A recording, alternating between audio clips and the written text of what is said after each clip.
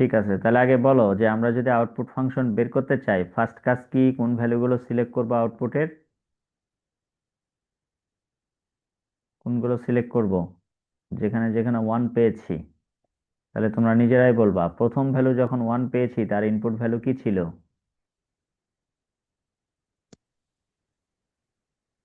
আমি ভুল করে লিখলাম, তোমরা কারেকশন করে দিবা, বলো এটা কি লিখতে, কি লেখা উচিত ছিল, কি লিখা? এবার এবার বি। এবার বি, রাইট। দেন প্লাস দিলাম।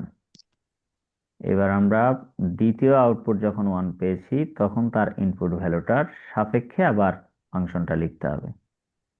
আবার একটা মিস্টেক করে রাখলাম, বলো এটার কারেকশন ফাংশন কি হবে? A B bar. A Bieber হবে। তাহলে এখন দেখো তো, এবার কি সবাই বুঝেছো যে কেন এটা লিখে দিয়েছিলাম প্রথম ক্লাসে যে এ এক্সর বি সমান, কেন এটা লেখা যায়, এবার বি প্লাস এ বি বারটা কেন লেখা যায়? কারণ এটা হচ্ছে সরাসরি যৌগিক ইকুয়েশন ফরম্যাটে লেখা। আর ট্রুথ টেবিল থেকে সবসময় যে ফাংশনটা বের হবে এটা কি বলতো, এটা কিন্তু সবসময় হবে মৌলিক ইকুয়েশন। ট্রুথ টেবিল থেকে যে ফাংশনটা বের হয় মৌলিক ইকুয়েশন। মৌলিক মানে কি? যেখানে অপারেশন থাকবে and or not, that means গুণ থাকবে, যোগ থাকবে, বার থাকবে। তাহলে এইটা আর এইটা সেম জিনিস। আমরা চাইলে একটা প্রমাণ করে দিতে পারি, একটা প্রমাণ করে দিই যে এ এক্স বি সমান যেই মানটা আসছে, এবার বি, এ বি বার এই ইকুয়েশনে ওই ইনপুট গুলো বসাইলে কি একই রকম আউটপুট দেয় কিনা, একটা প্রমাণ করে দেখাই। তাহলে বুঝতে পারবা যে এ এক্সর বি আর এবার বি প্লাস এ বি বার দুটা সেম জিনিস। কোনটার রেসপেক্টে দেখাবো বলো, কোন ইনপুটের সাপেক্ষে প্রমাণটা করে দেব? চারটা ইনপুট আছে, 00, 01, 10, 11, কোনটার সাপেক্ষে করব বলো? যে কোনো একটা বলো। আর ওয়ান ওয়ান। ওয়ান ওয়ান, ঠিক আছে। তাহলে ওয়ান ওয়ানের সাপেক্ষে, তাহলে আমরা যখন A equal to one, B equal to one, এটার মান আমরা এখানে ধরে দেখব যে এক্সর গেটে হওয়া উচিত জিরো। আমাদের এই মৌলিক ফাংশনে বসায় জিরো আসে কিনা সেটা আসলেই তো বোঝা যাবে যে না ঠিক আছে, তাহলে আমাদের ইকুয়েশন, তাহলে এর ভ্যালু ওয়ান, আগে থেকে বার ছিল, বি এর ভ্যালু ওয়ান, দেন এর ভ্যালু ওয়ান, বি এর ভ্যালু ওয়ান, দেন ওয়ান এর উপর বার। তাহলে আমরা জানি না ওয়ান এর উপর বার মানে কি হয়, জিরো। আর এখানে 0 × 1 প্লাস ওয়ান, ওয়ান এর উপর বার মানে কি, জিরো। জিরো। তাহলে 0.1 মানে জিরো, জিরো। 1.0 জিরো, তাহলে আউটপুটটা কি আসলো, জিরো। তাহলে তো জিরো। এখন বিশ্বাস করতে সমস্যা নাই নাকি, যে এক্স বার বি সমান এবার বি প্লাস এ বি বার, এটা লেখা যায়। এটা বই পুস্তকে আছে, ডিফারেন্ট জায়গায় লেখা আছে, নাই এটা বলবো না, আমরা এটা প্রমাণ করে দেখালাম। তা আশা করা যায় এটা আর কারো কোনো বুঝতে সমস্যা নাই। তবে দিন শেষে ইকুয়েশনটা মনে রাখবো, তাহলে অনেক প্রবলেমগুলো সলভ করতে কম সময় লাগবে। মনে করো তুমি পরীক্ষার হলে ভুলে গেলা যে এ এক্স আর বি এটার কি যেন একটা সূত্র ছিল, তোমার এখান থেকে বের করতে গেলেও তো সময় লাগবে। তো এই জন্য আমরা এটা সূত্র আকারে মনে রাখবো। সহজ বুদ্ধি হলো যে দেখো, এ এর ওপর বার, বি এর ওপর বার না, তাহলে এখানে এ এর ওপর বার ছিল, দেখো এখানে এ এর ওপর বার মিসিং। আর আগে বি এর ওপর বার ছিল না, এখন বি এর উপরে দেওয়া আছে, এইভাবে মনে রাখলেও পারবা। তো ওটা কোনো লজিক না, মনে রাখার জন্য বললাম। চলো এবার এটার সুইচিং সার্কিটটা একটু অ্যানালাইসিস করি। একটু মনোযোগ বাড়াইতে হবে, কারণ এটার সুইচিং সার্কিটটা আগের মতো অত সুবিধাজনক না। ভয় দেখাচ্ছি বিষয়টা এরকম না, একটু উদ্ভট আকৃতির তো এই জন্য। কারণ এখানে তো আর রিয়েল সার্কিট তো আর আমাদের কাছে নাই, এই জন্য বোঝানোটা একটু ঝামেলা।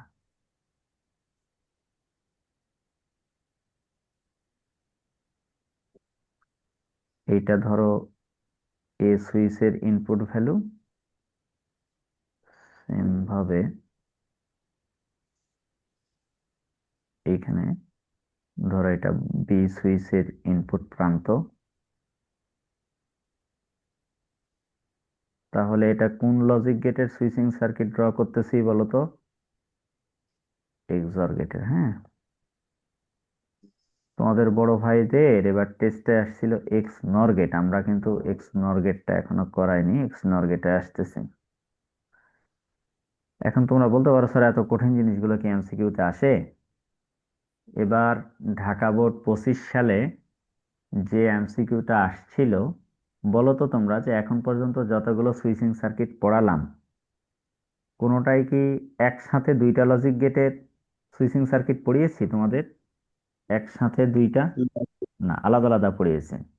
ঢাকা বোর্ডে কিন্তু একসাথে দুইটা সুইচিং সার্কিট ম্যাচ করে আসছিল এমসিকিউ। তাহলে আমাদের এমসিকিউ কি বোর্ডের থেকে সহজ হয়েছে না কঠিন হয়েছে? আমাদের তো তারা সহজ হয়েছে, আমরা একটা সুইচিং সার্কিটে দিয়েছি এবার টেস্টে। আর 25 সালে কিন্তু দুইটা সুইচের মানে দুইটা লজিক গেটের সুইচ মার্জ করে দিয়ে এমসিকিউ সলভ করতে দিয়েছে। এখন যারা পড়াশোনা করে না, অনেক পোলাপান হাইপ তুলে যে আসলে কঠিন হয়ে গেছে। হ্যাঁ, তো এই জন্য লজিক্যালি আগে থেকে পড়ো, তাহলে আর পরে ওগুলো কঠিন মনে হবে না। হঠাৎ করে দেখলে তখন উদ্ভট মনে হবে। ওকে, এবার একটু সবাই ভালোভাবে মনোযোগ বাড়াও। এটা ওই আগের ভাবে চিন্তা করলে হবে না। এই মনে করো এটা একটা কেবল, বোঝার জন্য বলছি, এটা পুরোটার ভিতরে জিরো লজিকে কাজ করছে, এইটা পুরোটা ওয়ান লজিকে কাজ করছে। তাহলে মাথায় আগে এটা সেট করে নিতে হবে, জিরো মানে কি এখানে মান জিরো? এটা আগে বলো আগে। অনেকবার বলছি, জিরো মানে কি মান জিরো সব সময়? না, না, জিরো মানে একটা ভোল্টেজ লেভেল আছে এখানে, 0 থেকে 0.8, আর ওয়ান বলতে 2 থেকে 5। 2 থেকে 5, রাইট। এবার একটু আসো, আমরা যদি এখানে প্রথম ভ্যালুটা চিন্তা করি, এর ভ্যালুও জিরো, বি এর ভ্যালুও জিরো। এর ভ্যালু জিরো বলতে এর এই সুইচটা বি এর এটার সাথে কানেক্টেড হয়ে যাবে। বি এর ভ্যালুটাও জিরো মানে কার সাথে কানেক্ট হবে? ওই জিরোর তারের সাথেই কানেক্ট হবে। বি এর ভ্যালু জিরো মানে এই বি এর সুইচটাও এইটার সাথেই কানেক্ট হবে। যদি কানেক্ট হয় তাহলে ইলেকট্রিসিটি পজিটিভ থেকে নেগেটিভে শর্টেড বা ক্লোজ একটা পাথ পেয়ে কি এখানে চলে আসবে না? তখন কি আর হুম, ল্যাম্প পর্যন্ত যাবে? তখন না, কিন্তু আর ল্যাম্প পর্যন্ত যাবে না। এই জন্য আউটপুটটা এখানে জিরো দেখাচ্ছে। সেম ভাবে দুটাই যদি ওয়ানের সাথে কানেক্টেড হতো, ঘটনা কিন্তু সেম ঘটতো। চলো আমরা একটু বোঝার চেষ্টা করি। একটু মনোযোগ বাড়াইতে হবে, হ্যাঁ, যা বলতেছি একটু খেয়াল করো সবাই। তাহলে এখন আমি কি বললাম, যে এখন আমরা যদি দুটা লজিকই ওয়ান নিয়ে চিন্তা করি, ধরো এর ভ্যালুটা ওয়ান, বি এর ভ্যালুটা ওয়ান, তাহলে এই সুইচটা কার সাথে কানেক্ট হবে? এই যে এটার সাথে যাবে, এটা এটার সাথে লাগবে। তাহলেও কি হচ্ছে, ইলেকট্রিসিটি পজিটিভ থেকে এসে নেগেটিভে চলে আসতেছে, ল্যাম্প পর্যন্ত যাচ্ছে না। সবাই কি বুঝেছো? এই জন্য আউটপুটটা কি দেখা যাচ্ছে? জিরো দেখা যাচ্ছে। এবার চলো আরেকটা ডিফারেন্ট ইনপুট দিয়ে দেখি, তাহলে বিষয়টা আরো ক্লিয়ার হবে। ধরো এর ভ্যালুটা ওয়ান, বি এর ভ্যালুটা জিরো দিব।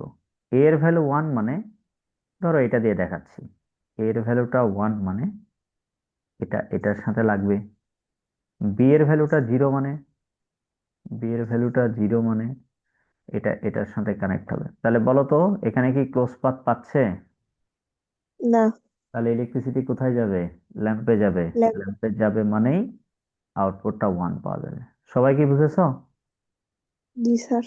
ঠিক আছে, তাহলে আশা করা যায় এক্সঅর গেটের এটা বোঝা গেছে যে সুইচিং সার্কিটটা কেন এইভাবে দেওয়া হয়েছে। মানে ওই যে ওইভাবে যদি চিন্তা করো না সবাই, যে জিরো মানে ডিসকানেক্টেড, ওয়ান মানে কানেক্টেড, তাইলে এটা বোঝা যাবে না। তোমাকে মনে করতে হবে ওই যে কেবল একটা দেওয়া আছে, ওটার ভিতরে একটা সাপ্লাইড ভোল্টেজ লেভেল আছে, 0 থেকে 0.8, আর ওয়ান বলতে 2 থেকে 5, ওইটার সাথে এই সুইচটা লাগবে অ্যাকর্ডিং টু লজিক। এইভাবে চিন্তা করলে সহজ। ঠিক আছে, তাহলে এটা একটা স্ক্রিনশট দাও, এটা তোমাদের নোটে দেওয়া নাই। এটা পরের বছর আপডেট করতে হবে, তোমাদের নোটে আর দিতে পারলাম না, এই জন্য পড়ায় দিলাম। তোমরা একটা কাজ করতে পারো, যেখানে এক্সঅর্গেটেড ডিসক্রিপশনটা আমি দিয়ে রাখছি ওই জায়গাটাতে এই সুইচিং সার্কিটটা নিজেরা ছোট করে একটু কলম দিয়ে লিখে নিবা।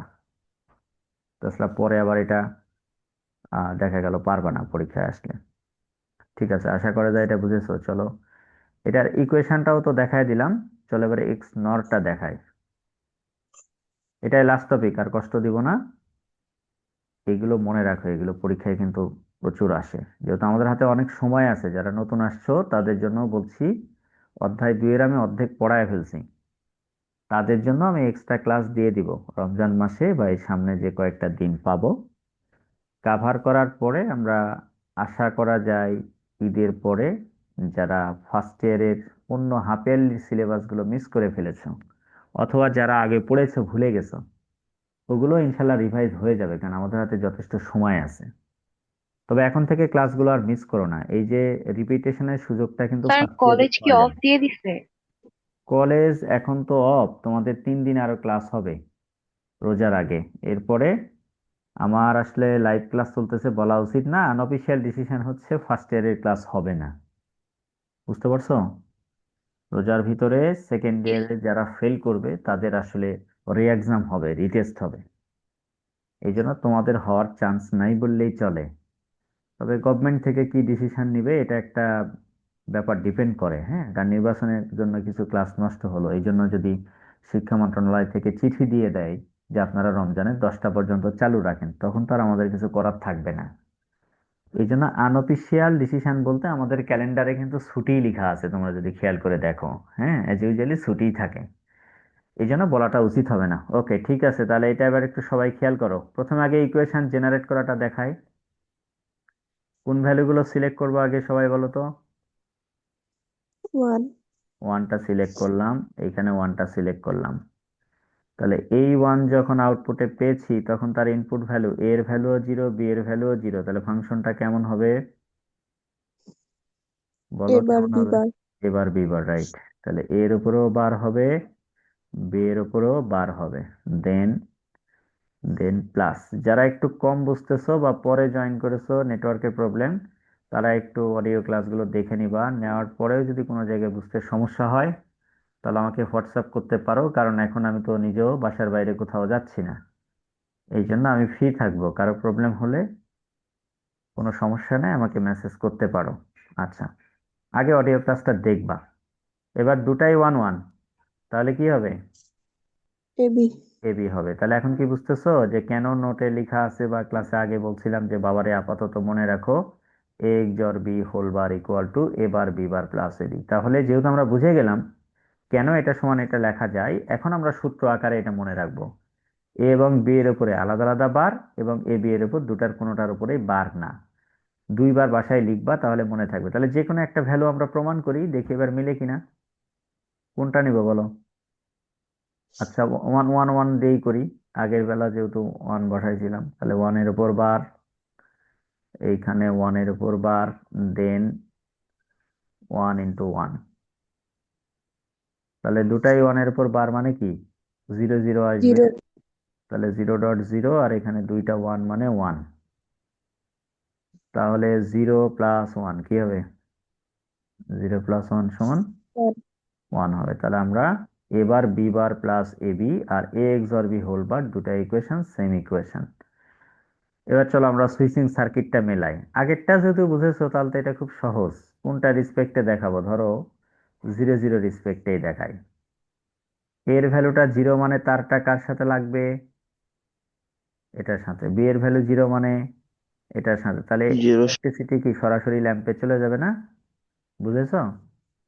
জি স্যার। এই জন্য এখানে আউটপুটটা ওয়ান। এখন যদি দুইটা ওয়ান ওয়ান হয়, একই ঘটনা, একই ঘটনা ঘটবে। এই যে এইটা ওয়ানের সাথে লাগবে, এটা ওয়ানের সাথে লাগবে, তাহলে ইলেকট্রিসিটি দিয়ে ল্যাম্পে যাবে। কিন্তু দুইটা যদি ইনভার্স হয়, ধরো একটা জিরোর সাথে লাগছে, বি এর ভ্যালুটা ওয়ানের সাথে লাগছে, তাহলে কিন্তু আমার ইলেকট্রিসিটি ল্যাম্প পর্যন্ত যাচ্ছে না। এই জন্য আউটপুটটা কি দেখাচ্ছে? জিরো দেখাচ্ছে। ঠিক আছে, তাহলে সবাই বুঝেছো? তাহলে আজকের স্যার পড়ানোর ছুটি বিষয় স্যার। কি ছিল? হ্যাঁ, ছুটি, আর কিছু পড়াবো না। আজকের পড়ানোর বিষয় ছিল প্রত্যেকটা লজিক গেটের রিসপেক্টে ইউনিভার্সাল যে সুইচিং সার্কিটটা, এটা আসলে কেন এইভাবে ডিজাইন করলো, মিলতেছে কিনা সেটা দেখালাম। আর আরেকটা বড় টপিক পড়ালাম, সেটা হচ্ছে যে কোনো ট্রুথ টেবিলের সাপেক্ষে ফাংশন জেনারেট করে সরল করে কিভাবে প্রমাণ করতে হয় যে এইটা আসলে কোন লজিক গেটের ইকুয়েশন। ঠিক আছে, তাহলে আজকে এই পর্যন্তই থাক। স্যার, আজকে আর একটা নতুন কিছু। প্রশ্ন দেখাইতে চাইছিলেন স্যার। হ্যাঁ বলো বাবা। প্রশ্ন দেখাইতে চাইছিলেন একটা। প্রশ্ন পরের দিন দেখাই দেবো, আজকে আর ছেলে মেয়ে অনেকে অ্যাটেন্ডেন্স কমে গেছে সেকেন্ড লিঙ্কে। পরের দিন ওকে আমরা ওকে। কোশ্চেন দেখবো। ঠিক আছে, ভালো থাকো, আল্লাহ হাফেজ। আসসালামু আলাইকুম স্যার। ওয়ালাইকুম আসসালাম।